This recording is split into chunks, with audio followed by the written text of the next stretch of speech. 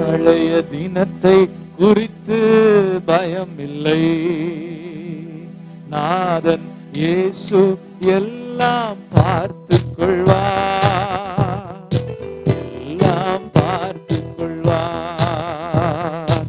நாளைய தினத்தை குறித்து பயம் இல்லை.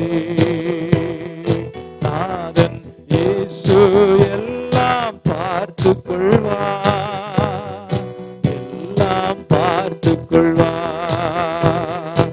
ஆண்டவர் எனது வெளிச்சமும் நீக்குமானார், எதற்கும் பயப்படேன். சொல்லுவோமா? ஆண்டவர் எனது வெளிச்சமும் நீக்குமானார், எதற்கும்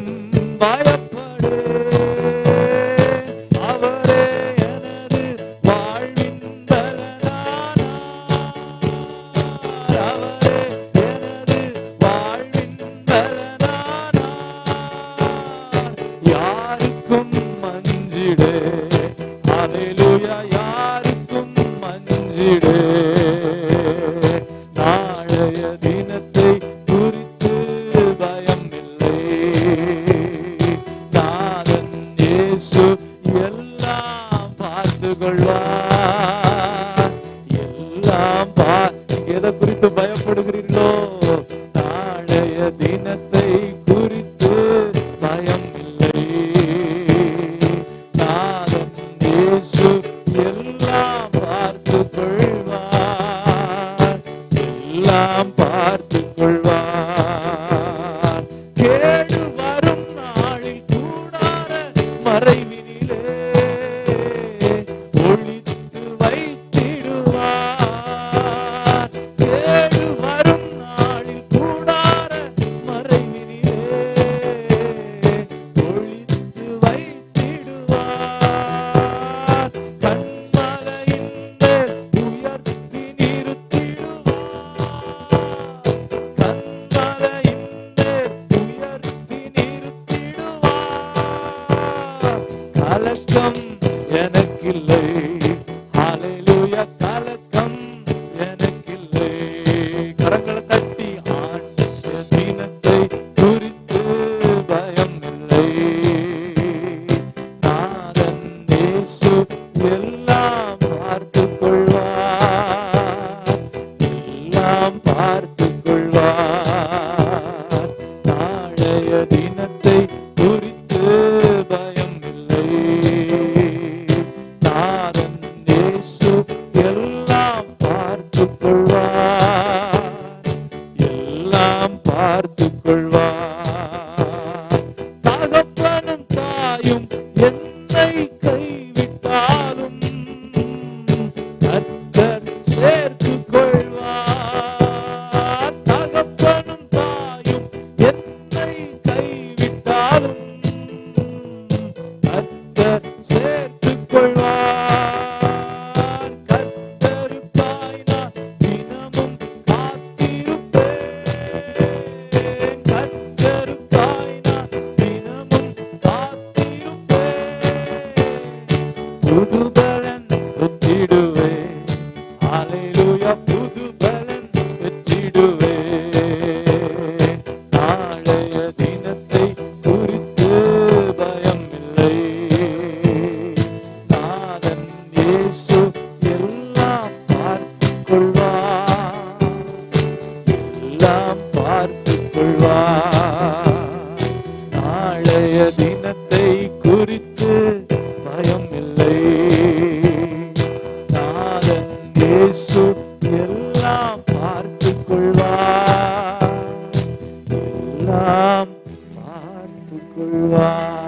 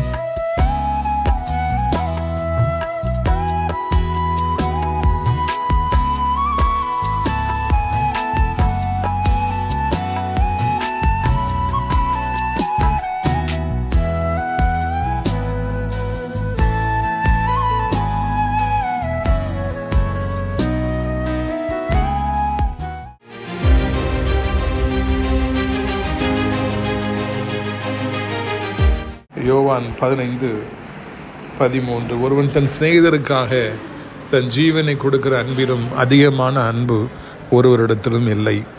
ஃப்ரெண்டுனாலே அவருக்காக நம்ம உயிரையும் கொடுக்கணுமா, என்ன தியாகத்தினாலும் செய்யணுமா, அவங்கள தூக்கி சுமக்கணுமா, நடுராத்திரியில் ஃபோன் பண்ணால் கூட என்னன்னே கேட்காம உடனே எந்திரிச்சு போகணுமா.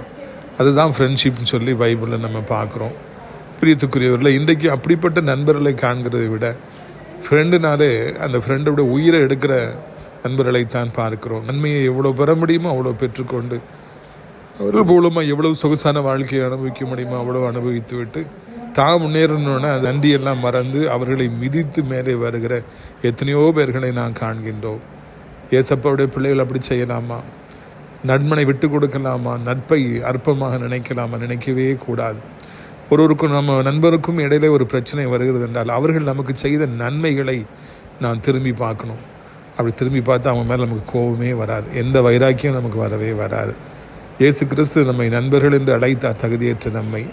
இறுதியிலே அந்த சொன்னபடியே உயிரை கொடுப்பேன்னு சொன்னபடி நமக்காக சிலுவையில ஜீவனையை கொடுத்தார். எனவே இயேசுவின் அன்பை நாம் யோசித்து பார்ப்போம். அவரை போல உண்மையாய் நாம் இருப்போம். நம்மை நம்புகிற நண்பர்களுக்கு ஒரு காலம் துரோகம் செய்யாதபடி விலக்கி பாதுகாப்போம். கர்த்தர் நம்மை ஆசீர்வதிப்பாராக. ஆமென்.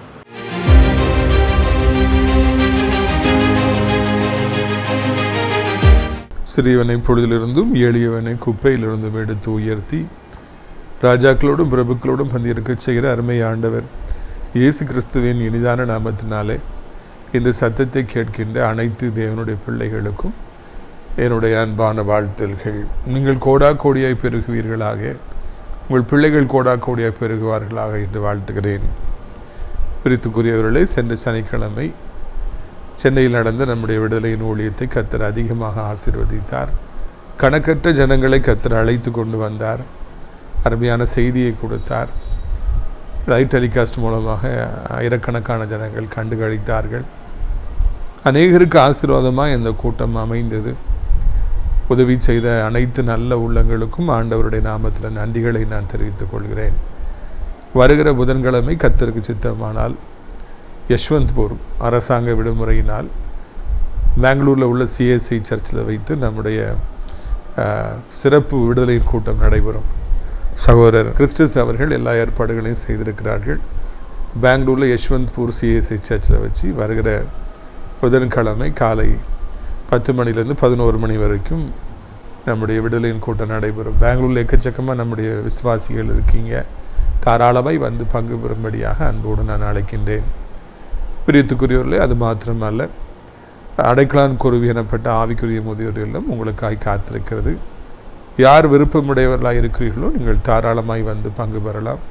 தினந்தோறும் அங்கே இருப்பவர்களுக்காக சிறப்பு ஜபங்கள் ஏறெடுக்கப்படுகிறது. அநேக ஊழியக்காரர்கள் வந்து ஜபத்தில் நடத்துகிறாங்க. எனவே தேவனுடைய பிள்ளைகள் இதை பயன்படுத்தி கொள்ளும்படியாக அன்போடு நான் அழைக்கின்றேன். இந்த நாளில் நம்முடைய பிரயோஜனத்திற்காக எஸ்தர் 5வது அதிகாரம் 9வது வசனம் முதல். அன்றைய தினம் ஆமான் சந்தோஷமும் மனமகிழ்ச்சியுமாய் புறப்பட்டான். ஆனாலும் ராஜாவின் அரண்மனை வாசலில் இருக்கிற மொர்தெகாய் தனக்கு முன் எழுந்திராமலும் அசையாமலும் இருக்கிறதை ஆமான் கண்டபொழுது அவன் மொர்தெகாயின் மேல் உக்கிரம் நிறைந்தவனானான். இங்கே ஆமான் எனப்பட்ட ஒரு அகாகைட் எனப்பட்ட ஒரு மனிதனை குறித்து நாம் பார்க்கின்றோம். அந்த நாட்களில் அகஸ்வேரு ராஜா உலகத்தையே அவர் ஆட்சி செய்தார். எஸ்தர் ராஜாத்தி அவருக்கு மனைவியாக இருந்து எல்லா காரியங்களையும் செய்து வந்தார்கள். எஸ்தர் யூத குலத்தை சார்ந்தவர்கள். அகாஸ்வேரு ராஜா அப்படிப்பட்டவர் அல்ல. அவர் இன்னொரு நாட்டிலே, பாபிலோன் நாட்டிலே சக்கரவர்த்தியாக இருந்தார். உலகமே அவருடைய ஆட்சியின் கீழாக இருந்தது. ராஜா ராஜாத்தி, அதுக்கு அடுத்தாப்புல ஆகான் எனப்பட்ட இந்த மனிதன் இருந்தான். ராஜா தனக்கு அடுத்த ஸ்தானத்தை அவருக்கு கொடுத்து எல்லா விதமான அதிகாரத்தையும் தந்திருந்தார். எப்போ பார்த்தாலும் ராஜா வந்து இந்த ஆமானை தான் கூப்பிடுவார், கலந்துக்குவார், பேசிக்குவார். 2 பேரும் நிறைய காரியங்கள் டிஸ்கஸ் பண்ணுவாங்க. சாப்பாட்டுக்கு கூடுவார். சில நேரங்களில் இருவரும் சேர்ந்து மதுபானம் செய்வார். அந்த காலத்தில் ராஜாக்கள் எல்லாம் மதுபானம் செய்வது வழக்கமாக இருந்தது. அப்படி இந்த ஆமானுக்கு வந்து ராஜா எவ்வளவோ ஒரு மரியாதை செய்து முக்கியத்துவம் கொடுத்து எல்லா அதிகாரத்தையும் கொடுத்து வைத்திருந்தார். அதனால் இவர் ராஜாவுக்கு அடுத்த நாடகத்தில் இருக்கிறாருன்னு சொல்லிட்டு எல்லாரும் அறிய வந்து அவரை எல்லாரும் வணங்கினார்கள், பணிந்து கொண்டார்கள், நமஸ்கரித்தார்கள். அதனால் இவரும் அதிக ஒரு மகிழ்ச்சியோடு பெருமையோடு காணப்பட்டார். நன்றாக கவனிக்க வேண்டும், ராஜா அகாஸ்வேரு தான், இவர் கிடையாது. ஆனால் ராஜாவுடைய கண்களில் இந்த ஆமானுக்கு இரக்கம் கிடைத்ததுனால ராஜாவுக்கு என்ன மரியாதை கிடைத்ததோ அதை போலவே இவருக்கும் மரியாதை கிடைத்தது. ஒரு நாட்டில் ஒரு ராஜா இருப்பார், மந்திரிகள் இருப்பாங்க, மந்திரிகளுக்கும் உரிய மரியாதை கிடைக்கும். இந்த நாட்டிலே ஒரு பிரதம அமைச்சர் இருக்கிறாங்க, அவருக்கு கீழே நிறைய அமைச்சர்கள் இருக்காங்க. நம்ம தமிழ்நாட்டில் முதல்வர் இருக்கிறாங்க, முதல்வருக்கு கீழாக நிறைய அமைச்சர்கள் இருக்கிறாங்க. அந்த அமைச்சர்கள் தங்களுடைய தொகுதிக்கு வரும்பொழுது, இல்லாவிட்டால் எங்கேயாவது போகும்பொழுது அவர்களுக்கும் எக்கச்சக்கமான மரியாதை கொடுக்கப்படுவதை நீங்கள் பார்த்துருக்கலாம். அவர்கள் தும்முவதும் உட்காருவதும் படுத்து கிடப்பதும் கூட ஒரு நியூஸாக அது போடப்படுகிறது. ஏனென்றால் அவர்கள் அமைச்சர்கள், அவர்கள் ராஜாவுக்கு நெருக்கமாக இருக்கிறார்கள். அந்த ஒரே ஒரு காரணத்தின் நிமித்தமாய்தான். ராஜாவாக இருந்தாலும் சரி, அமைச்சராக இருந்தாலும் சரி, பேறு பெற்றிருக்க வேண்டும். பல தலைமுறைகளுக்கு அவர்கள் சொத்து சேர்க்கின்றார்கள், அவர்களுக்கு ஆடம்பரமான வாழ்க்கை எல்லாம் கிடைக்கின்றது. சாதாரண சாமானியர்களுக்கு அப்படிப்பட்ட ஒரு வாழ்க்கை கிடைப்பதில்லை. ஆனால் இந்த ஆமானை போல எத்தனையோ பேருக்கு அவர்கள் ஒரு குறிப்பிட்ட நபருக்கு நெருக்கமாக இருக்கின்றபடினாலே, அவருடைய கண்களில் தயவு கிடைக்கபடினாலே, அமைச்சர்களாக இல்லாவிட்டால் ஏதோ ஒரு பதவியிலே அவர்களுக்கு முக்கியத்துவம் கொடுக்கப்படுகிறபடினாலே அவர்களும் எல்லா விதமான சந்தோஷங்களையும் மரியாதையும் அவர்களுக்கு அனுபவித்து சந்தோஷமாக வாழ்கின்றார்கள். இது காலகாலமாக நடக்கிற காரியம்தான். ஆனாலும் கூட அவர்கள் எவ்வளவு கொடுத்து வைத்திருக்க வேண்டும் இப்படிப்பட்ட ஒரு மேன்மையான ஒரு வாழ்க்கையை வாழ்வதற்கு. அப்போது இதை கவனிக்க வேண்டிய காரியம் என்னென்னா, அவங்கெல்லாம் கடவுளுக்கு அதிகமாக நன்றியோடு காணப்பட வேண்டும். நான் ராஜா கிடையாது, நான் அபிஷேகம் பண்ணப்பட்டவன் கிடையாது, யாரோ ஒருத்தர் ராஜாவாக இருக்காங்க, ஆனால் அவருக்கு என்னையும் பிடிச்சிருக்கிறதுனால அவர் என்னையும் பொறுப்பில் வச்சுருக்கிறாரு, எனக்கு எல்லா மரியாதையும் கிடைக்கிது. ஆண்டவரே, தகுதியற்ற எனக்கு இப்படிப்பட்ட ஒரு மேன்மையை தந்திருக்கீங்களே, என்னை உயர்ந்த அடைக்கலத்தில் கொண்டு போய் நீங்கள் வைத்திருக்கீங்களே, எல்லாரும் எனக்கு மரியாதை செய்கிறாங்களே சொல்லி ஆண்டவருக்கு அவர்கள் நன்றியோடு காணப்பட வேண்டும். எல்லாவற்றுக்கும் மேலாக அவர்கள் சந்தோஷமாக தங்கள் வாழ்க்கையை அனுபவிக்க வேண்டும். இன்றைக்கி ஒருவேளை அமைச்சர்களாக இல்லாவிட்டாலும் கூட, இந்த ஆமானை மாதிரி உயர்த்தப்படாவிட்டாலும் கூட, எவ்வளோ பேர்களுக்கு இந்த உலகத்தில் ஆண்டவர் எவ்வளவோ மேன்மைகளை கொடுத்திருக்கின்றார். தகப்பனை இழந்து தவித்த அடியாருக்கும் கூட ஆண்டவர் கவர்மெண்ட்டில் பேராசிரியராய் பணிபுரியும்படியாக வாழ்க்கையில் எல்லா காரியங்களையும் ஆண்டவர் தந்திருக்கின்றார். அதற்காக நான் ஆண்டவருக்கு நன்றியோடு இருக்கின்றேன்.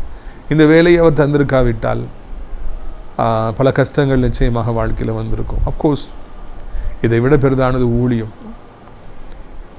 அதிலையும் ஆண்டவர் ஏராளமானபடிக்கு அநேகருக்கு ஆசீர்வாதமாக என்னை வைத்திருக்க, அதற்காக நான் ஆண்டவரை சோத்தரிக்கிறேன். நான் மனமகிழ்ச்சியோடு காணப்படுகிறேன்.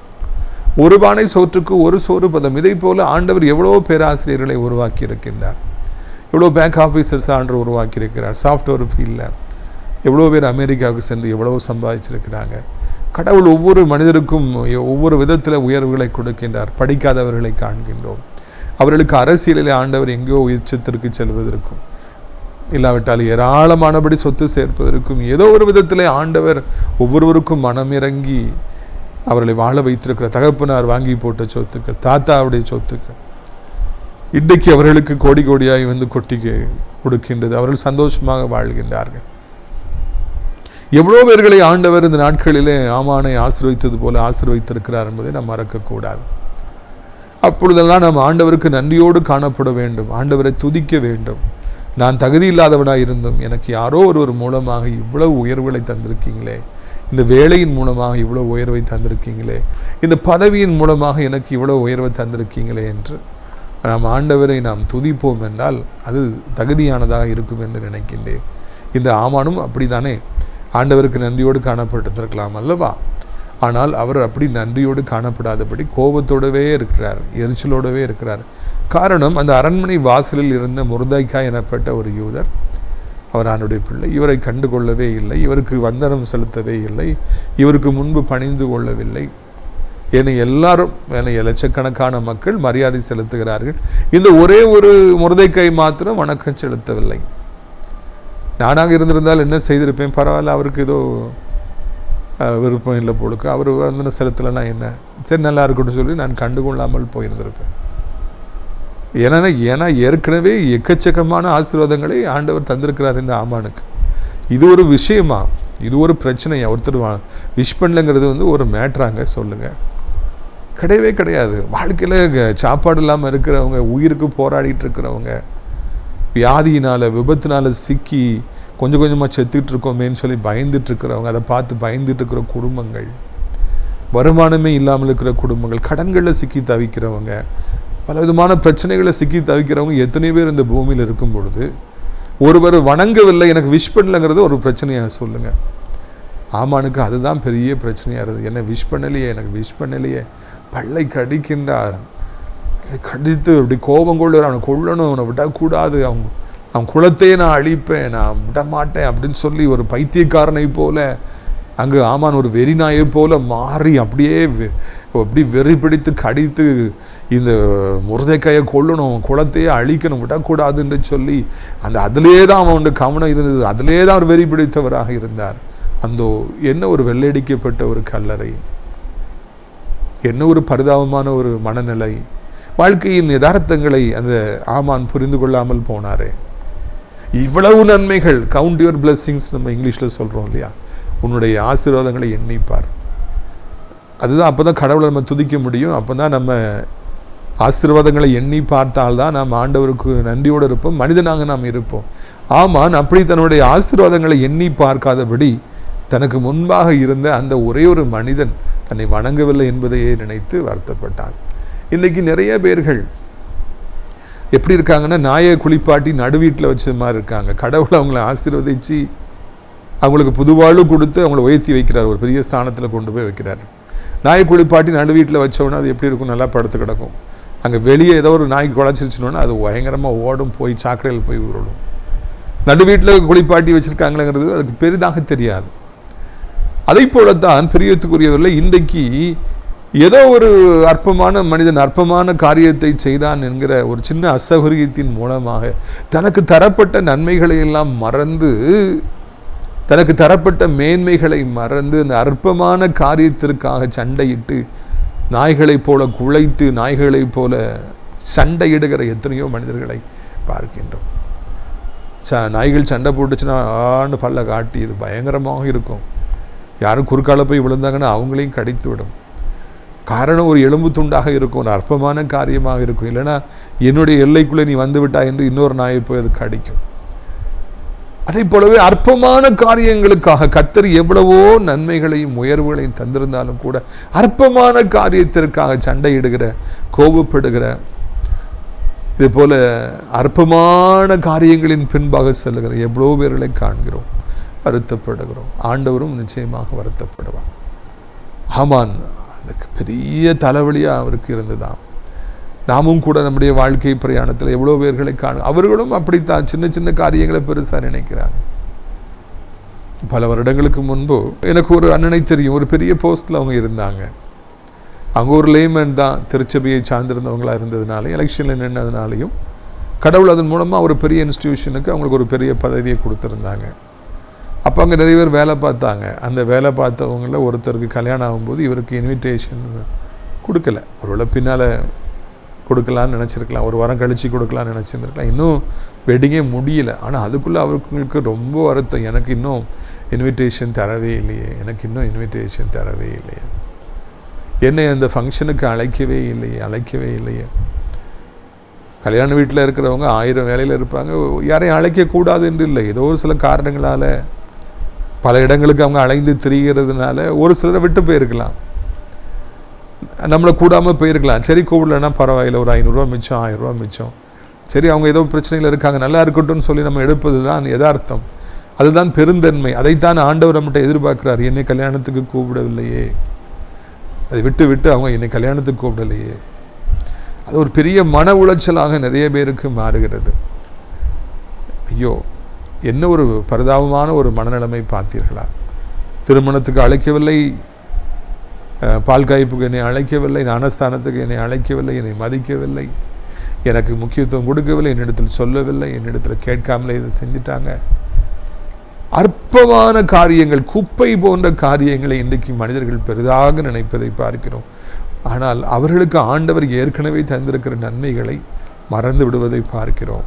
கிறிஸ்து நமக்குள்ளே இருப்பார் என்றால் நாம் நல்ல தேவனுடைய பிள்ளைகளாக இருப்போம் என்றால் இது போன்ற அற்பமான காரியங்கள் நம்முடைய சமாதானத்தை கெடுப்பதற்கு நாம் ஒரு காலம் நம்மை அனுமதிக்கவே மாட்டோம். ஆண்டவரை நாம் துதிப்பதில் பிஸியாக இருப்போம், ஊழியத்திலே நாம் பிஸியாக இருப்போம், பைபிள் வாசிப்பதிலே நாம் பிஸியாக இருப்போம், அதை தியானம் செய்வதிலே நாம் பிஸியாக இருப்போம், அடுத்த ஆண்டவருக்காக என்ன செய்ய போகிறோம் என்பதில் பிஸியாக இருப்போம்.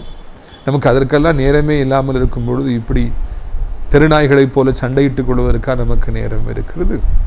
எங்கே சொல்லுங்கள் பார்க்கலாம். நமக்கு நேரமே இல்லை. 24 மணி நேரம் நமக்கு போதுமானதாக இல்லை. ஆனால் நிறைய பேர் இது போன்ற காரியங்களை மனதில் வைத்தே சமாதானத்துக்கு எடுத்துக்கொள்கிறாங்க. இங்கே இந்த ஆமான் அவன் அதோடு விடாமல் சொல்கிறான், நான் எல்லாரையும் கொள்ளுவேன்னு சொல்லி திட்டம் போடுறான். அது மாத்திரமல்ல, ராஜாக்கிட்ட பெர்மிஷன் வாங்கி யூதர்களே அழிக்கணும்னு சொல்கிறான். அதுக்கு அவனுடைய மனைவி, அவன் கூட இருந்த ஃப்ரெண்ட்ஸ் எல்லாருமே ஆதரவு கொடுக்குறாங்க, எல்லார்ட்டையும் ஷேர் பண்ணுறான். பாருங்கள் 14ஆம் வசனத்தை பாருங்கள்.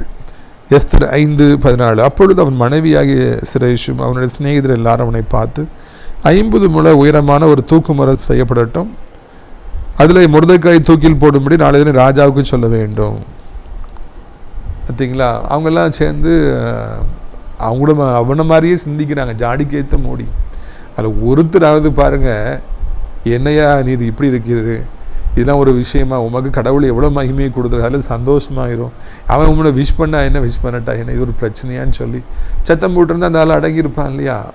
அவங்க விட மாட்டேங்கிறாங்க. 50 உயரமான ஒரு பெரிய தூக்கு மரத்தை செஞ்சு எல்லாரும் பார்க்குற விதமாக மொர்தெக்காயால் தூக்கில் போடணும்னு சொல்லி ராஜாக்கிட்ட போய் கேளும். எரிகிற தீயில எண்ணெயை அவர்கள் ஊற்றுகின்றார்கள், இதை விடாத, அவனை கொன்று இப்படி பண்ணு அப்படி பண்ணு ஐடியா கொடுக்குறாங்க. அப்படிப்பட்டவர்கள் தான் அவனோடு கூட கூடியிருக்கிறாங்க. அவனை மாதிரி அவங்களும் சிந்திக்கிறாங்க. அவங்களுக்கு வித்தியாசமாக சிந்திக்கணுங்கிற ஒரு எண்ணம் இல்லை. அது நமக்கு ரொம்ப வேதனையை ஏற்படுத்துகிறது. நாம் ஒரு தவறு செய்கின்ற பொழுது, கோவப்படுகிற பொழுது நம்மோடு இருப்பவர்கள் நம்மை கடிவாளம் போட்டு அடக்க வேண்டும். இதில் என்ன இருக்கிறது, விட்டு கொடுத்தால் என்ன என்று சொல்ல வேண்டும். நாகமானுடைய நண்பர்கள் ஊழியக்காரன் ராஜா இவ்வளோ பெரிய காரியத்தை செய்ய சொன்னார்னா நம்ம செஞ்சுருப்போம்னா இது எவ்வளோ அற்பமான காரியம், இதை செஞ்சு பார்த்தானன்னு சொல்லி அவருடைய கோபத்தை அடக்கியது போல, அவர் மனதை திருப்பியது போல நாம் அப்படிப்பட்ட நல்லவர்களோடு பிரயாணிக்க வேண்டும். நம்மை கூட இருப்பவர்கள் மாத்திரமல்ல, நாமும் அப்படிப்பட்ட நண்பர்களாக இருக்கணும். ஒருத்தர் இதே மாதிரி கோவப்பட்டு இருக்கும்போது இது என்னங்க பிரச்சனை, இதை விட்டுருங்க, இதில் என்ன இருக்குது, அவங்களுக்கு தான் நஷ்டம், உங்களுக்காக நஷ்டம், நம்ம நல்ல வார்த்தைகளை சொல்லணும். இவங்க என்ன சொல்கிறாங்க, விடாதீங்க ராஜா விடாதீங்க, ஆமாம் நீங்கள் நாளைக்கு ராஜாட்ட போய் பெர்மிஷன் கேளுங்க, 50 மலை உயர தூக்கு மரத்தில் கொண்டு போய் போட்டுரும். என்ன ஒரு செட்டப், என்ன ஒரு கம்பெனி, என்ன ஒரு குடும்பம். அவருடைய மனைவி எவ்வளோ ஒரு பிசாசாக இருக்கிறாள். ஆகாபுடைய மனைவி ஏசபேல் ஒரு பிசாசாக இருந்தது போல, ஈவருக்கம் இல்லாமல் அவள் எத்தனையோ பேர்களை கொன்றது போல, இந்த சிரேஷ் எனப்பட்ட அவளுடைய மனைவியும் கூட, ஆமானுடைய மனைவியும் கூட ஒரு பேயாக இருந்தால், பிறரை கொலை செய்வதற்கான திட்டங்களை வகுத்து கொடுத்தாள் என்று பார்க்கின்றோம். வருத்தப்படுகிறோம். ஆண்டவர் எவ்வளோ வருத்தப்பட்டிருப்பார், எவ்வளவோ நன்மைகள் இருந்தது, அதெல்லாம் உங்களுக்கு பெரிதா தெரியல. இந்த ஒரு பிரச்சனை தான் பெருசா தெரியுது. இதில் என்னவாயிட்டு தெரியுமா பிரித்துக்குரியவர்களே, இவர் ஆமான் ராஜாக்கிட்ட போய் பெர்மிஷன் கேட்கணும்னு போகிறார், மொர்தெக்காய் கொள்ளுன்னு சொல்லிட்டு. ஆனால் அங்கே ராஜா இவன்ட்டே கேட்குறார், ராஜா கனம் பண்ண விரும்புகிறவனுக்கு என்ன செய்யணும். அப்போ இப்படி தன்னை தான் கனம் பண்ண போகிறான்னு நினச்சிட்டு குதிரையில் கூட்டு போகணும், ராஜாவுடைய குதிரையில் ஏற்றணும், ராஜா வஸ்திரத்தை போடணும், செயினை போடணும், முக்கியமான ராஜ வீதிகளை அழைச்சிட்டு போய் ராஜா கனம் பண்ணுறவனுக்கு இப்படி தான் செய்யணும்னு சொல்லி மொர்தெக்காயை குறித்து கேட்குறாருன்னு சொல்லிட்டியாமல் தன்னை குறித்து தான் கேட்குறாரு போலுக்கு நினச்சிட்டு இந்த ஆமான்னு சொல்கிறான். உடனே ராஜா சொல்கிறார், போய் மொர்தெக்காய் அப்படின்னு கனம் பண்ணு அப்படின்னு சொல்லிடுறார். கனவுல கூட நினைக்கவில்லை, கொலை செய்ய வேண்டும் என்று பெர்மிஷன் கேட்க வந்திருந்தான். அவனை கொல்ல வேண்டும் என்று பற்களை கடித்து கொண்டிருந்தான். அந்த மனிதனையே கனம் பண்ணு என்று ராஜா சொல்லுகிறார். அதை போலவே ராஜ குதிரையில் ஏற்றி ராஜ வஸ்திரத்தை தரித்து அந்த குதிரையை பிடித்து கொண்டு ராஜ வீதிகளில் அழைத்து சென்று ராஜா விரும்புகிறவனுக்கு இப்படித்தான் கடன் செய்யப்படும் என்று எந்த மொர்தெக்காயை கொலை செய்ய வேண்டும் என்று வெறி பிடித்து கொண்டிருந்தானோ, 50 மலை தூக்கு மரத்தை செய்திருந்தானோ, அதே மொர்தெக்காயை கனம் பண்ணினான் என்று காண்கிறோம். ஆண்டவர் மண்டையிலே அடிக்கிறார். இப்போ ஒருவேளை இதில் ஒரு சின்ன ஒரு ஸ்டாப் நான் கொடுக்குறேன். இந்த மொர்தெக்காயை இவருக்கு பகைக்கலை, இதை ஒரு பெருசாக நினைக்கலைன்னா இவர் ஈஸியாக செஞ்சுருப்பார், இவருக்கு ஒரு மேட்ராகவே இருந்திருக்காது. ஆனால் அவர் கொல்லணும்னு நினைக்கிறார், வெறி பிடிச்சிருக்கு. அந்த மனுஷனை கனம் பண்ணணுமா, கனம் பண்ணுறார். தாங்க முடியாத மன உளைச்சல் அவருக்கு ஏற்படுது. குதிரையை விட்டுட்டு மொர்தெக்காயை விட்டுட்டு அவர் முக்காடு போட்டுக்கிட்டு தன்னை மறைத்து கொண்டு போனார். இறுதியிலே அதே 50 மலை அந்த மரத்திலே அதே ஆமான் தூக்கிலிடப்பட்டு அவன் கொலை செய்யப்பட்டான் என்று காண்கின்றோம். எந்த மொர்தெக்காயை கொலை செய்ய வேண்டும் என்று அந்த 50 முழ உயரத்தில் அந்த தூக்கு மரத்தை வச்சான், அதே மரத்தில் அவனை தூக்கில் போடுறாங்க. அவன் பரிதாபமாக செத்து போகிறான். வாழ்ந்திருக்க வேண்டிய ஆமான், சந்தோஷமாக இருக்க வேண்டிய அந்த ஆமான், காரணம் இல்லாத ஒரே ஒரு காரணத்திற்காக ஒரு தன்னை விஷ் பண்ணலைங்கிற கோபத்தினாலே அவனை பகைக்கு போய் நாய் சண்டை போட்டு இறுதியில் அவரே கொலை செய்யப்பட்டார் என்று காண்கிறோம். இதை மாத்திரம் ஈஸியாக எடுத்திருந்தால் கடைசி வரைக்கும் நல்லா இருந்திருக்கலாம்ல, உயர்ந்திருக்கலாம் இல்லையா? நிறைய பேர்கள் இதை போலவே தங்களுடைய வாழ்க்கையில் அற்பமான காரியங்கள் மேலே கவனம் செலுத்தி சண்டை போட்டு இறுதியிலே மடிந்து போகிறார்கள். கர்த்தர் தங்களுக்கு தந்த மேன்மைகளையும் மகிமைகளையும் அவர் இழந்து போகின்றார்கள். இந்த ஆமானுடைய வாழ்க்கை நமக்கு ஒரு பெரிய எடுத்துக்காட்டாக எச்சரிப்பாக இருக்கின்றது. நம்ம கர்த்தரை துதிப்பதிலேயே கவனமாக இருப்போம். கர்த்தர் நமக்கு தந்திருக்கிற ஆசீர்வாதங்களையே பெரிதாக நினைப்போம். அற்பமான காரியங்களை பெரிதாக நினைச்சி அதில் சண்டை போட்டு நாம அழிவை தேடிக்கொள்ள வேண்டாம். Don't dig your own grave அப்படின்னு சொல்லி இந்த இடத்துல நம்ம பார்க்குறோம். இதன் மூலமாக ஒரு பெரிய பாடத்தை நாம் கற்றுக்கொள்கிறோம். பிரித்துக்குரியவர்களே, இதை நீங்கள் மறக்கவே கூடாது. யார் நம்மளை விஷ் பண்ணிட்டாலும் பரவாயில்லை, யார் நம்மளை மதிக்கட்டாலும் பரவாயில்லை. ஆண்டவர் நம்மளை வைத்து வச்சிருக்கிறார். அதில் நம்ம நினைத்து பார்த்து அதிலே நம்ம சந்தோஷமாக இருப்போம்னா கர்த்தர் நிச்சயமாக நம்மை ஆசீர்வதிப்பார். உங்களுடைய ஆசீர்வாதங்களுக்காக நான் ஜெபிக்கும்படியாக விரும்புகிறேன்.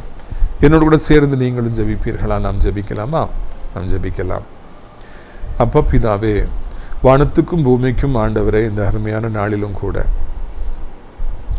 அந்த ஆமான் எனப்பட்ட மனிதனுடைய மதியினத்தை, மூடத்தனத்தை நாங்கள் காண்கிறோம்.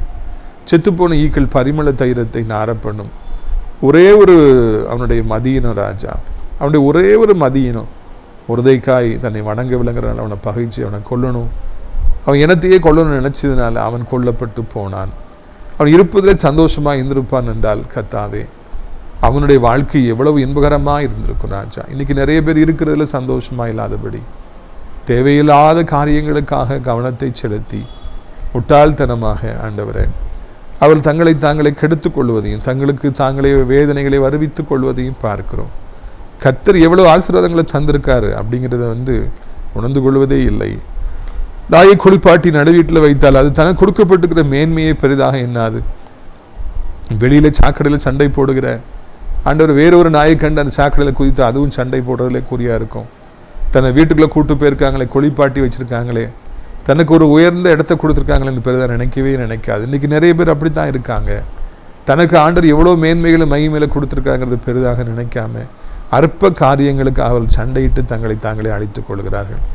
இப்பொழுதும் கூட ஆண்டவரை தோத்திரம் ஐயா, இப்படி வல்லமை ஒவ்வொருவருக்குள்ளும் பாய்ந்து செல்லட்டும்.